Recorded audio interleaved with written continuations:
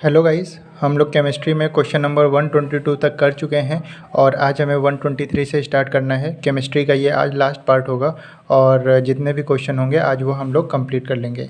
आज का चैप्टर है विविध यानी मिसक्लिनियस। इसमें जो भी क्वेश्चंस आए हुए हैं मिसक्लिनियस से उनको एक जगह इकट्ठा करके दिया हुआ है, तो आज इसको हम लोग सॉल्व करेंगे, ऑप्शंस को भी एनालिसिस करेंगे। तो आइए स्टार्ट करते हैं वीडियो को क्वेश्चन नंबर 123 से। क्वेश्चन नंबर 123 में दिया हुआ है, निम्नलिखित में से कौन सा उद्योगों में वॉशिंग सोडा का प्रयोग नहीं करते हैं। तो हमारे पास ऑप्शंस हैं शीशे के उद्योग, बोरक्स के उत्पादन, पानी के स्थायी खारेपन को हटाना, रासायनिक उद्योगों में ऑक्सीडाइजिंग एजेंट के रूप में। तो देखिए, आपको वॉशिंग सोडा याद होगा तो प्रीवियस क्लास में हमने आपको बताया था कि दो चीज़ें आप ज़रूर ध्यान रखिए, एक बेकिंग सोडा और वॉशिंग सोडा। बेकिंग सोडा के लिए हमने बताया था NaSCO3 होता है फॉर्मूला, इसको क्या बोलते हैं, सोडियम बाइकार्बोनेट। और इसके अलावा मैंने बताया था आपको वॉशिंग सोडा, वो होता है Na2CO3 and 10 molecule of water, ये होता है हाइड्रेटेड सोडियम कार्बोनेट। अब यहाँ पे वॉशिंग सोडा से रिलेटेड क्वेश्चन आया, तो ये ध्यान रखिए, शीशे के उद्योग में, बोरक्स के उत्पादन में और पानी की हार्डनेस को दूर करने में, इन तीनों में तो यूज़ होता है किसका, वॉशिंग सोडा का। लेकिन ऑक्सीडाइजिंग एजेंट के रूप में हम इसका यूज़ नहीं करते हैं। ऑक्सीडाइजिंग एजेंट के रूप में हम वॉशिंग सोडा का यूज़ नहीं करते हैं। अगर आपको याद दिलाएं वॉशिंग सोडा के बारे में और क्या बताया था, तो मैंने कहा था डिटर्जेंट के मैन्युफैक्चरिंग में इसका यूज़ होता है। मैंने बताया था कि वाटर की हार्डनेस को दूर करने में इसका यूज़ होता है। वाटर में हार्डनेस क्यों आता है, कैल्शियम और मैग्नीशियम की उपस्थिति के कारण। अब हार्डनेस दो तरीके की आती है, अस्थायी कठोरता और स्थायी कठोरता। तो अस्थायी कठोरता कब आती है, जब कैल्शियम और मैग्नीशियम के बाइकार्बोनेट होते हैं वाटर में, तो वो होता है अस्थायी कठोरता। लेकिन जब कैल्शियम और मैग्नीशियम के सल्फेट, क्लोराइड और नाइट्रेट उपस्थित होते हैं, तो वहाँ पे क्या होता है, स्थायी कठोरता आती है और इसको दूर करने के लिए हम लोग वॉशिंग सोडा का यूज़ करते हैं। तो क्वेश्चन नंबर 123 का डी ऑप्शन सही होगा, ऑक्सीडाइजिंग एजेंट के रूप में यूज़ नहीं करते हैं। और अगर हम इसमें एक्सप्लेनेशन की बात करें तो इन्होंने कहा वॉशिंग सोडा का उपयोग कपड़ा धोने में करते हैं, सफाई के रूप में किया जाता है, स्थायी कठोरता को हटाने के लिए किया जाता है, कांच, साबुन, कागज़ के निर्माण में प्रयोग किया जाता है। ये भी ध्यान रखिएगा, कांच, साबुन और कागज़ यानी शीशे के उपयोग में भी, निर्माण में भी इसका प्रयोग किया जाता है। बोरेक्स जैसे सोडियम यौगिक के निर्माण में भी इसका प्रयोग किया जाता है, तो बोरेक्स के उत्पादन में भी। तो ये बात आप ध्यान रखिएगा कि वॉशिंग सोडा जो है वो शीशे के उद्योग में, बोरॉक्स के उत्पादन में, पानी की कठोरता को दूर करने के लिए यूज़ होता है, लेकिन ऑक्सीडाइजिंग एजेंट के रूप में यूज़ नहीं होता है। क्वेश्चन नंबर 124, भारतीय रासायनिक प्रौद्योगिकी संस्थान यानी Indian institute of chemical technology, ये कहाँ पे है, तो हैदराबाद में। अब देखिए, तीन चीज़ें आपको यहाँ पे याद करनी है जो यहाँ पे इन्होंने एक्सप्लेनेशन में दिया है। हैदराबाद, लखनऊ जहाँ हम लोग रहते हैं, और हो गया धनबाद। तो हैदराबाद के बारे में क्या है, यहाँ पे Indian institute of chemical technology कहाँ पे है, ये हैदराबाद में है। और औषधि या सुगंधित संस्थान के बारे में बात करें तो वो लखनऊ में है। और खनन या ईंधन अनुसंधान के बारे में बात करें तो धनबाद। तो एक हमने जाना केमिकल टेक्नोलॉजी हैदराबाद, औषधि और सुगंध पौधा संस्थान लखनऊ, और केंद्रीय खनन एवं ईंधन अनुसंधान संस्थान धनबाद। और यहाँ पे इन्होंने पूछा Indian institute of chemical technology, जो कि कहाँ पे है, हैदराबाद में है। और औषधि और सुगंधित पौधा संस्थान लखनऊ, केंद्रीय खनन एवं ईंधन अनुसंधान संस्थान धनबाद। तो ये तीनों पॉइंट आपको ध्यान रखना है। तो क्वेश्चन नंबर 124 का ऑप्शन नंबर सी करेक्ट है। नेक्स्ट क्वेश्चन है क्वेश्चन नंबर 125, भारी मशीनों में किसको ल्यूब्रिकेंट के रूप में प्रयुक्त किया जाता है। तो याद करिए, जब मैंने आपको ग्रेफाइट बताया था तो ग्रेफाइट के साथ में मैंने कार्बन के और अप्रूव बताए थे। कार्बन के अप्रूव की जब हमने बात की थी तो हमने आपको बताया था ग्रेफाइट, डायमंड, कोल और चारकोल, ये थे क्या, कार्बन के अप्रूव थे। और ये भी बताया था ग्रेफाइट जो होता है वो गुड कंडक्टर ऑफ इलेक्ट्रिसिटी होता है, पेंसिल की नोक बनाने में ग्रेफाइट का यूज़ होता है, भारी मशीनों में एज अ ल्यूब्रिकेंट यूज़ करते हैं। तो ये कुछ बातें बताई थी वहाँ पे। तो यहाँ पे भारी मशीनों में लुब्रिकेंट के रूप में क्या यूज़ होता है, ग्रेफाइट यूज़ होता है। ये क्या है, कार्बन का एक अप्रूव है और गुड कंडक्टर ऑफ इलेक्ट्रिसिटी है। तो यहाँ पे यही बताया इन्होंने, ग्रेफाइट की संरचना कैसी होती है, षटकोणीय जालक होती है। षटकोणीय जालक का मतलब है जैसे बेंजीन का स्ट्रक्चर होता है, कुछ इस तरीके से ग्रेफाइट का होता है। और उपयोग कहाँ पे होता है, तो मशीनों में शुष्क स्नेहक के रूप में होता है। पेंसिल में प्रयुक्त होने वाला काला पदार्थ भी क्या होता है, ग्रेफाइट। तो पेंसिल में इसका यूज़ होता है और एज अ ल्यूब्रिकेंट यूज़ होता है भारी मशीनों में। तो क्वेश्चन नंबर 125 का ऑप्शन नंबर ए करेक्ट है। देखिए फिर यहीं से क्वेश्चन बन के आ गया जो अभी हम लोग बात कर रहे थे। क्वेश्चन नंबर 126, कार्बन का वह उपरूप जो विद्युत व ऊष्मा का सुचालक होता है और उत्तम लुब्रिकेंट होता है। यही बात अभी मैं बता रहा था। कार्बन के अपरूप चारकोल भी है, हीरा भी है, लैंप ब्लैक भी है, ग्रेफाइट भी है। लेकिन इन्होंने पूछा जो विद्युत और ऊष्मा का सुचालक होने के साथ साथ उत्तम लुब्रिकेंट हो, तो हमारा आंसर ग्रेफाइट हो जाएगा, क्योंकि भारी मशीनों में एज अ लुब्रिकेंट भी यूज़ किया जाता है इसको, और ये विद्युत और ऊष्मा का सुचालक भी है। तो कार्बन के दो प्रमुख अपरूप हैं, हीरा और ग्रेफाइट, और जिसमें ग्रेफाइट का उपयोग शुष्क सेलों में विद्युत अपघटन क्रिया आदि का इलेक्ट्रोड के रूप में तथा चूर्ण का उपयोग मशीनों में लुब्रिकेंट के रूप में किया जाता है। ये कह रहे हैं कि अब उसके मतलब कि शुष्क सेलों में इसका विद्युत अपघटन क्रिया में इलेक्ट्रोड के रूप में किया जाता है, लेकिन अगर चूर्ण या पाउडर फॉर्म की बात करें तो वो एज अ लुब्रिकेंट यूज़ होता है भारी मशीनों में। तो क्वेश्चन नंबर 126 का ऑप्शन नंबर बी करेक्ट है। क्वेश्चन नंबर 127, निम्नलिखित में से कौन सा कीमती पत्थर एक तत्व से बना है और यौगिक नहीं है। तो देखिए जो मैंने आपको बताए थे ये चार, ग्रेफाइट, चारकोल, कोल और डायमंड, तो ये क्या है, ये कार्बन के अपरूप हैं, ये यौगिक नहीं है, कार्बन के अपरूप हैं। तो यहाँ पे हमारा हीरा दिया हुआ है, इन चारों अपरूप में से हीरा दिया हुआ है, तो हीरा ही हमारा आंसर हो जाएगा। कीमती पत्थर एक तत्व से बना है लेकिन यौगिक नहीं है, तो वो है हीरा। यानी कि तत्व और यौगिक में आपको अंतर बता दें, तत्व या यौगिक। तत्व मतलब जिसमें सेम ही एलिमेंट प्रेजेंट हो, और यौगिक जिसमें कि दो अलग अलग एलिमेंट प्रेजेंट हो के कोई मिक्सचर बनाते हों, तो वो क्या कहलाता है, यौगिक। तो यहाँ पे हमारा क्या हो जाएगा, हीरा आंसर हो जाएगा। ये कार्बन हमारा कहाँ है, आधुनिक यानी मॉडर्न पीरियोडिक टेबल में बात करें तो ग्रुप 14 और पीरियड सेकेंड पीरियड में उपस्थित है। और हीरा यौगिक नहीं है बल्कि कार्बन का एक अपरूप है। कार्बन का सबसे शुद्ध और क्रिस्टलीय रूप होता है क्या, हीरा। और कोयले के रूपांतरण से होता है। हीरे का निर्माण कैसे होता है, कोयले के रूपांतरण से। तो यानी कि ये क्या है, एक रूपांतरित चट्टान है, मेटामॉर्फिक रॉक है। तो हीरा क्या है, मेटामॉर्फिक रॉक है, कोयले से रूपांतरित होकर हीरा बनता है, शुद्ध और क्रिस्टलीय रूप में होता है, कार्बन का एक अपरूप है। तो ये सभी बातें डायमंड के बारे में ध्यान रखनी है। तो क्वेश्चन नंबर 127 का ऑप्शन नंबर डी करेक्ट है। क्वेश्चन नंबर 128, जब जल स्वयं रासायनिक रूप से किसी तत्व या खनिज के साथ मिलता है तो उसे क्या कहते हैं। देखिए उसको हाइड्रेशन बोलते हैं, और हाइड्रेशन को हिंदी में क्या बोलते हैं, जलयोजन। हाइड्रेशन क्या होता है, देखिए हम लोग भी होता है कि हम लोग भी बहुत सारा पानी पीते हैं जिससे हमारे बॉडी के अंदर टेम्परेचर मेंटेन रहे, यानी वो क्या हो रहा है, वो हाइड्रेशन प्रोसेस हो रहा है जो हमारे बॉडी के अंदर के टेम्परेचर को मेंटेन कर रहा है। तो हाइड्रेशन वही होता है जब कोई जल स्वयं रासायनिक रूप से किसी तत्व या खनिज के साथ मिलता है तो उसको हाइड्रेशन बोलते हैं या जल योजन बोलते हैं। उदकन भी बोलते हैं हिंदी में, इंग्लिश में आप एक ही नाम याद रख लीजिए, हाइड्रेशन। तो जब जल स्वयं रासायनिक रूप से किसी तत्व या खनिज के साथ मिलता है तो वो जल योजन या हाइड्रेशन कहलाता है। क्वेश्चन नंबर 128 का ऑप्शन नंबर सी करेक्ट है। ये बात ध्यान रखिएगा, हाइड्रेशन क्या होता है, हमारी बॉडी के लिए हाइड्रेशन बहुत इंपॉर्टेंट है। हम बहुत सारा पानी पीते हैं जो क्या करता है, हमारे टेम्परेचर को रेगुलेट करता है, मेंटेन करता है। क्वेश्चन नंबर 129, भोजन में रसायन किस उद्देश्य से मिलाया जाता है। तो भोजन में रसायन मिलाने का उद्देश्य क्या होता है, संरक्षण करना। और अगर आपको याद हो तो मैंने एक आपको बताया था सोडियम बेंजोएट, जो क्या होता है, एक रसायन है जो यूज़ होता है भोजन के संरक्षण के लिए, भोजन को खराब होने से बचाने के लिए। तो सोडियम बेंजोएट का क्वेश्चन इससे पहले भी हम लोग कर चुके हैं, लेकिन आज यहाँ पे इन्होंने पूछा है कि भोजन में रसायन का यूज़ किस उद्देश्य से किया जाता है, तो उसके संरक्षण के लिए, उसके कंजर्वेशन के लिए। कुछ चीज़ें इन्होंने बताई। एथिलीन, एथिलीन का क्या काम होता है, एथिलीन क्या करता है, कच्चे फलों को पकाने और उसके संरक्षण में काम होता है। देखिए एथिलीन की बात आई तो मैंने बताया था कार्बाइड, ये भी क्या करता है, कच्चे फलों को पकाने में यूज़ किया जाता है। इसके अलावा मैंने एथिलीन बताया था, तो एथिलीन यहाँ पे हो गया, कच्चे फलों को पकाने और संरक्षण के लिए। और इसी के साथ मैंने बताया था एसिटिलीन।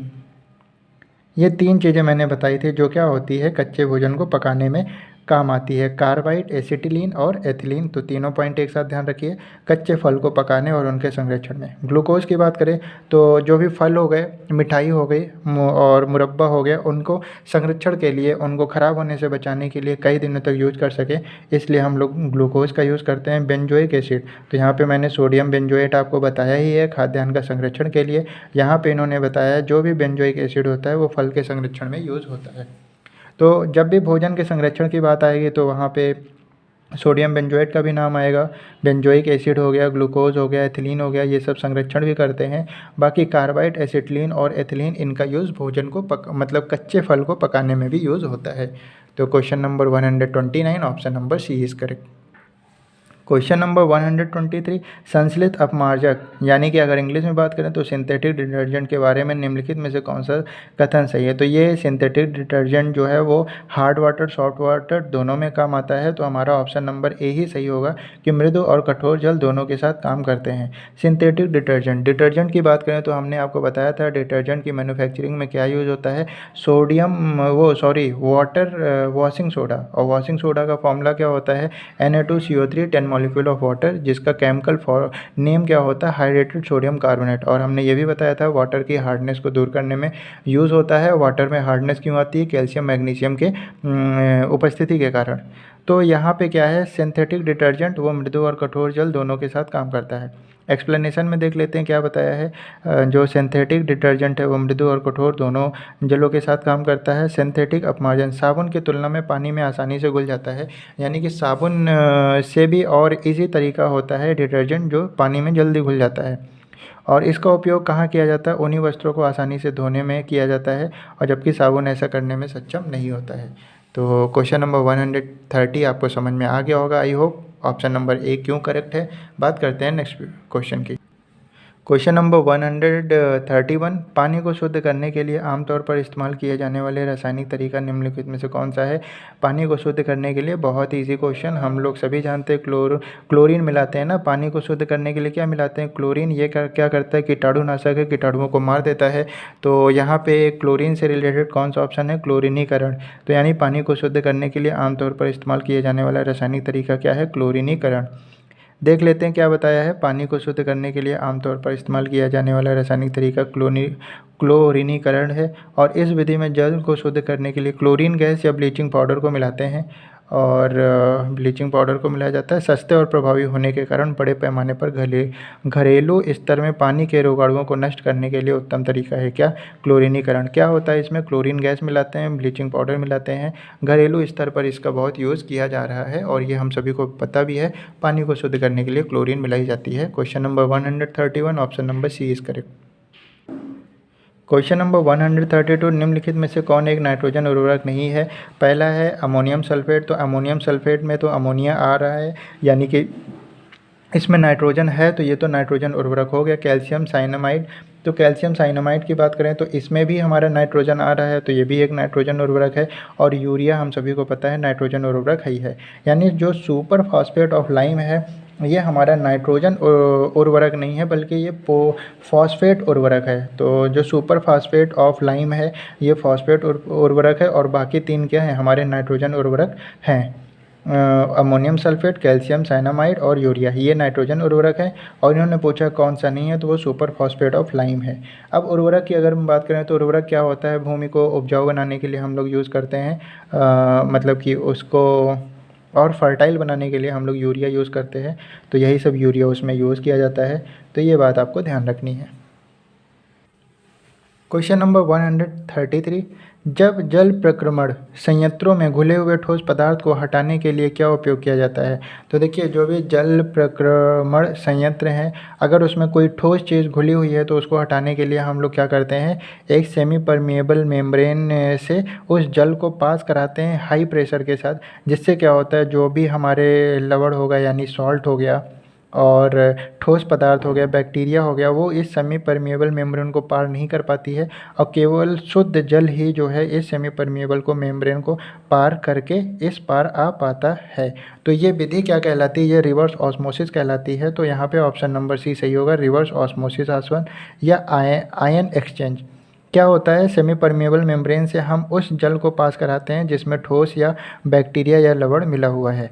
जब सेमी परमिएबल मेम्ब्रेन पर वो ये वाटर आता है तो केवल शुद्ध जल ही पार कर पाता है, बाकी लवण, बैक्टीरिया और ठोस पदार्थ जो हैं वो यहीं पर रुक जाते हैं, क्योंकि ये सेमी परमिएबल मेम्ब्रेन को पास नहीं कर पाते। और यही क्या होता है, रिवर्स ऑस्मोसिस होता है। देख लेते हैं यहाँ पे क्या हुआ है।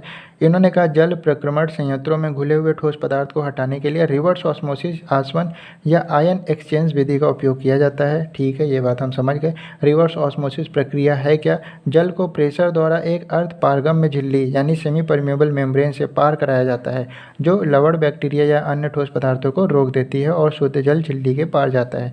तो आप समझ गए होंगे रिवर्स ऑस्मोसिस प्रोसेस क्या है। उसके बाद जल आसवन विधि। अब यहाँ पे अगर जल आसवन विधि होता तो वो भी हमारा सही होता।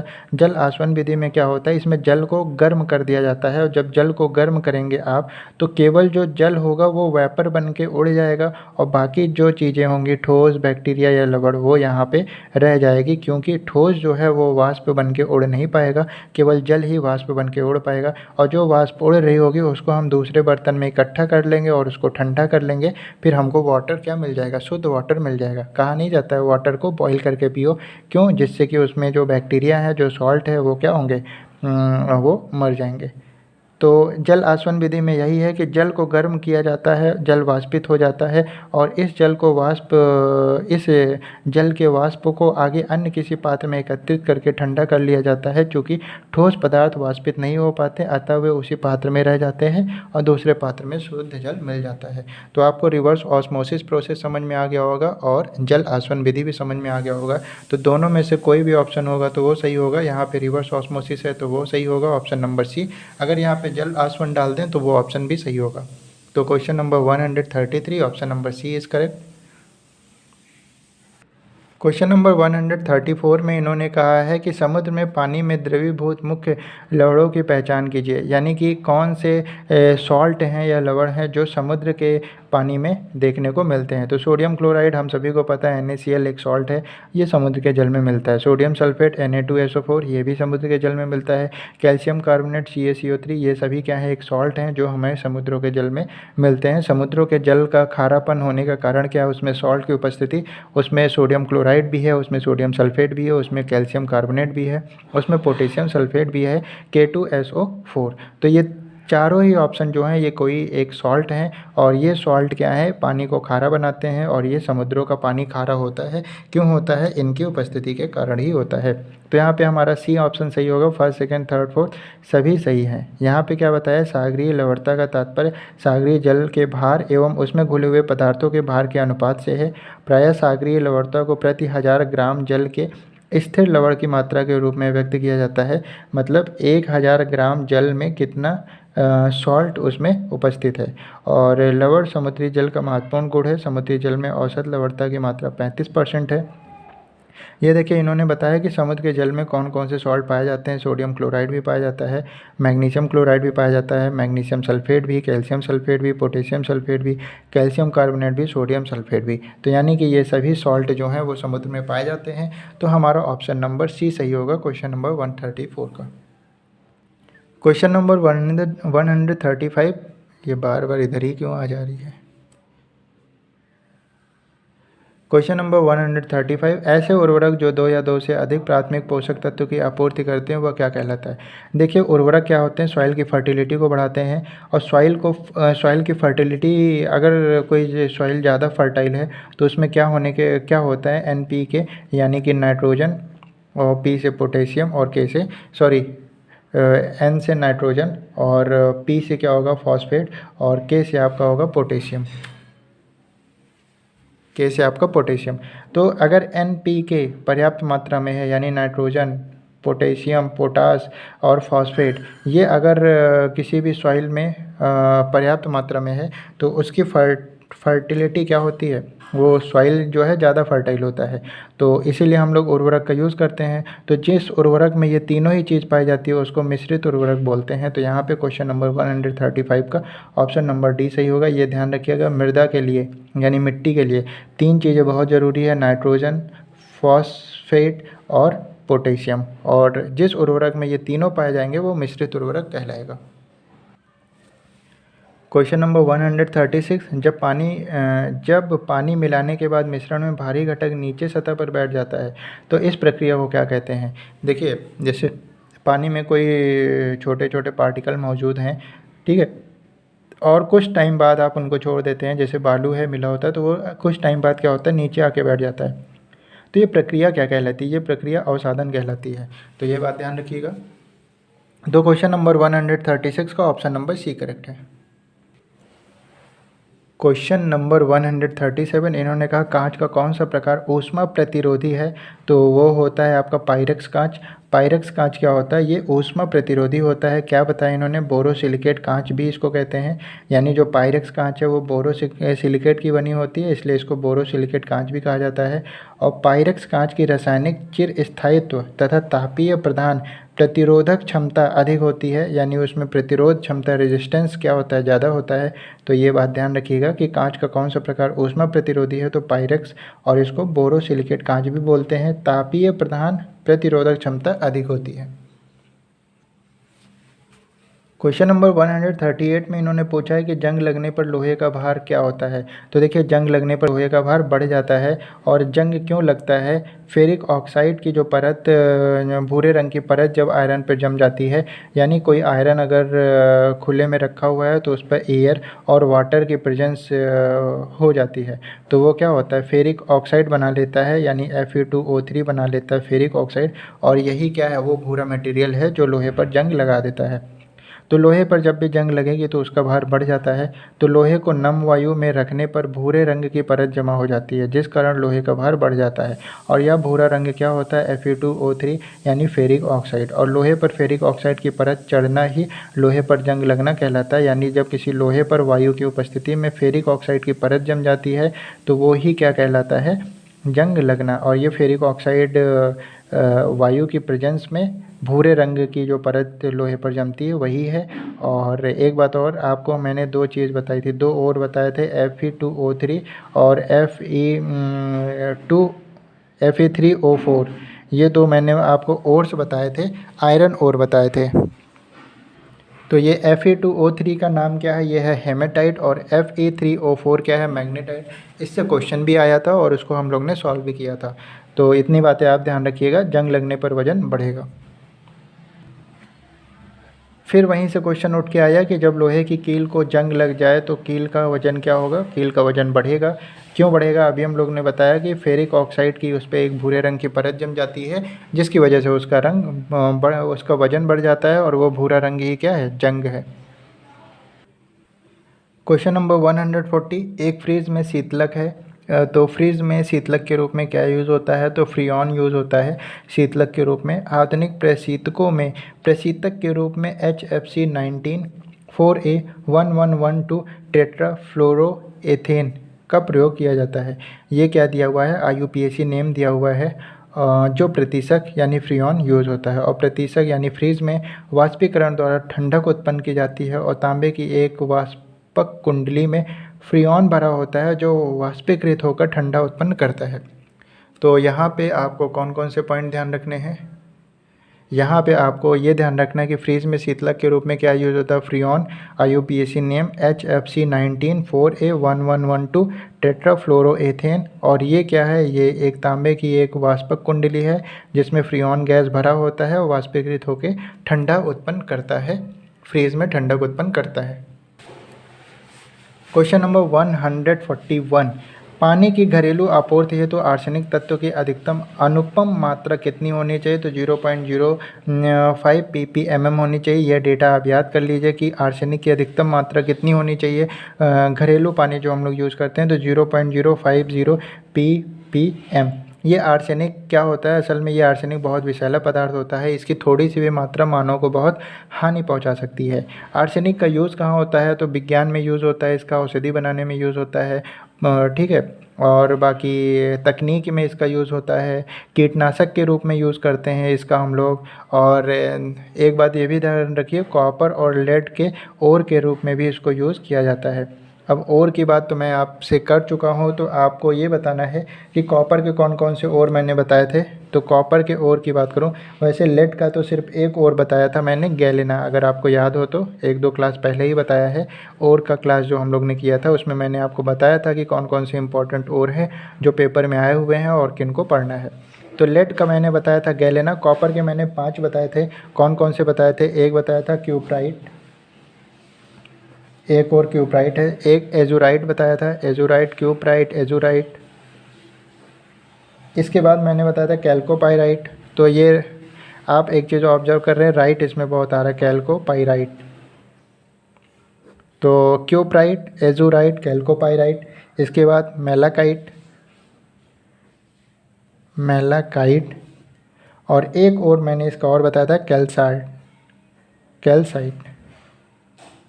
तो ये पांचों और आपको कॉपर के याद रखने हैं। तो आर्सेनिक का यूज़ कॉपर के ओर के रूप में भी यूज़ होता है, लेड के ओर के भी रूप में होता है। बहुत ही हानिकारक तत्व है ये, और लेकिन इसका बहुत सारा यूज़ भी है, औषधि में, तकनीकी में, विज्ञान में, कीटनाशक के रूप में इसका यूज़ हम लोग करते हैं। कॉपर और लेड के ओर के रूप में भी करते हैं। क्वेश्चन नंबर 142, निम्नलिखित में से कौन सा कठोर पानी में अत्यधिक मात्रा में होता है? तो ये तो मैं आपको बहुत बार बता चुका हूँ, कैल्शियम और मैग्नीशियम से। देखिए इससे क्वेश्चन भी आ गया और 2019 में पूछा गया लेटेस्ट। देखिए कठोर पानी में क्या होता है, कैल्शियम और मैग्नीशियम की अधिकता के कारण वो पानी कठोर हो जाता है। और यह भी बताया था कि पानी की कठोरता को दूर करने के लिए हम लोग वॉशिंग सोडा का यूज़ करते हैं, जो क्या होता है Na2CO3 10 molecule of water. Washing soda, baking soda ज़रूर याद रखिएगा, इससे पेपर में क्वेश्चन बहुत आते हैं। तो हमने क्या होता है, कैल्शियम और मैग्नीशियम की उपस्थिति के कारण, तो पहला ही ऑप्शन दिया हो कैल्शियम और मैग्नीशियम। तो कठोर पानी में अधिक मात्रा में क्या होता है, कैल्शियम और मैग्नीशियम। ये भी बताया था 2 तरीके की कठोरता होती है, अस्थायी कठोरता और स्थायी कठोरता। अस्थायी कठोरता और स्थायी कठोरता में क्या अंतर बताया था? अस्थायी कठोरता क्यों आती है? अगर पानी में कैल्शियम और मैग्नीशियम के क्लोराइड, सल्फेट या नाइट्रेट हैं तो उसमें अस्थायी कठोरता होगी। और स्थायी कठोरता कब होगी? जब कैल्शियम और मैग्नीशियम के बाइकार्बोनेट होंगे। और इनको हम लोग दूर कर सकते हैं वॉशिंग सोडा से। और डिटर्जेंट मैन्युफैक्चरिंग में भी वॉशिंग सोडा का यूज़ होता है। ये क्या है? Hydrated sodium carbonate, Na2CO3 10 molecule of water. तो इतनी बातें आपको ध्यान रखनी है। देखिए क्वेश्चन नंबर 123, इन्होंने पूछा है कि निम्नलिखित में से कौन सा एक उर्वरक नहीं है? तो देखिए मैंने आपको उर्वरक के लिए क्या बताया था? NPK। NPK का मतलब है नाइट्रोजन, फॉस्फेट और पोटेशियम। नाइट्रोजन, फॉस्फेट और पोटेशियम ये बहुत इंपॉर्टेंट है। 3 चीज़ें हैं जो मिट्टी को चाहिए, उसको फर्टाइल बनाने के लिए चाहिए, और इसका यूज़ ये एज अ उर्वरक हम लोग यूज़ करते हैं। तो नाइट्रोजन, नाइट्रेट तो है, फॉस्फेट भी है, पोटास भी है, पर टंजस्टन नहीं है। टंजस्टन यानी कि W, टंजस्टन को किससे डिनोट करते हैं? W से डिनोट करते हैं, और ये तो हम लोग विद्युत बल्ब बनाने में यूज़ करते हैं। तो यानी कि कौन सा नहीं है? तो हमारा सी ऑप्शन होगा। देखिए उर्वरक वे रासायनिक पदार्थ होते हैं जो मृदा में डाले जाने पर पेड़ पौधों की वृद्धि के लिए आवश्यक होते हैं। उनमें क्या होता है? नाइट्रोजन, फॉस्फोरस और पोटेशियम। और इस आपूर्ति को मृदा को उपजाऊ बनाए रखता है। इसकी आपूर्ति मृदा को और फर्टिलाइज बना देता है। नाइट्रोजनी उर्वरक ये क्या करता है? नाइट्रेट की कमी को इस प्रकार से उर्वरक से पूरा किया जाता है कि कैल्शियम अमोनिया नाइट्रेट और कैल्शियम नाइट्रेट के रूप में हम लोग क्या करते हैं? नाइट्रोजन उर्वरक का यूज़ करते हैं। फॉस्फेरिक उर्वरक की बात करें तो उर्वरक से मिट्टी में फास्फोरस की कमी को पूरा किया जाता है। जैसे ट्रिपल सुपर फॉस्फेट चाहिए मिट्टी को, फॉस्फेट धातुमल चाहिए, सुपर फॉस्फेट लाइक चाहिए, तो उसको हम दूर करते हैं फॉस्फेरिक उर्वरक से।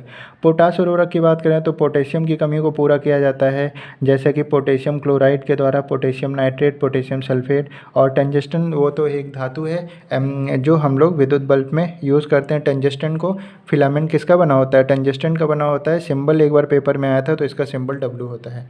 तो ये बातें आप ध्यान रखिएगा। क्वेश्चन नंबर 143 का ऑप्शन नंबर C करेक्ट है। तो केमिस्ट्री में ये 143 क्वेश्चंस दिए हुए थे और इनको हम लोग ने आज कंप्लीट कर लिया। ऑप्शंस का भी एनालिसिस किया, क्वेश्चन का भी एनालिसिस किया, एक्स्ट्रा पॉइंट भी जाने हम लोगों ने। तो क्वेश्चन तो 143 किया है, पर देखा जाए तो बहुत सारे क्वेश्चन हो गए। 400-500 क्वेश्चन तो ऑब्वियसली हो ही गए, अगर हर एक क्वेश्चन का हम लोग ने अच्छे से एनालिसिस किया है तो। इसके बाद बायो स्टार्ट होता है। बायो के 350 क्वेश्चन जो दिए हुए हैं, 300 350 जो भी दिए हुए हैं, उनको भी हम लोग जल्दी से कंप्लीट कर लेंगे। और 24 अगस्त से क्या 24 अगस्त से पहले क्या 20 अगस्त तक हम लोग इसको कंप्लीट कर लेंगे। और उसके बाद आप लोग अच्छे से वीडियोस को देख लीजिएगा, 5 नंबर पक्के हो जाएंगे आपके। 100% है, क्वेश्चंस यहीं से आएंगे, आसपास के ही क्वेश्चंस यहाँ से उठाए जाएंगे। जो टॉपिक हम लोग पढ़ रहे हैं, इसीलिए पढ़ते समय आसपास की चीज़ों को भी हम लोग डिस्कस करते चल रहे हैं, रिवाइज़ करते भी चल रहे हैं। और लास्ट मोमेंट पे ऐसे ही पढ़ाई की जाती है। एग्ज़ाम जो भी एग्ज़ाम है आपका, उसके प्रीवियस ईयर का एनालिसिस करके जाइए, और पेपर कहीं ना कहीं उसी के आसपास से ही आते हैं। तो आज के लिए इतना ही। Thank you. नेक्स्ट वीडियो में हम लोग बायोलॉजी स्टार्ट करेंगे। Thank you.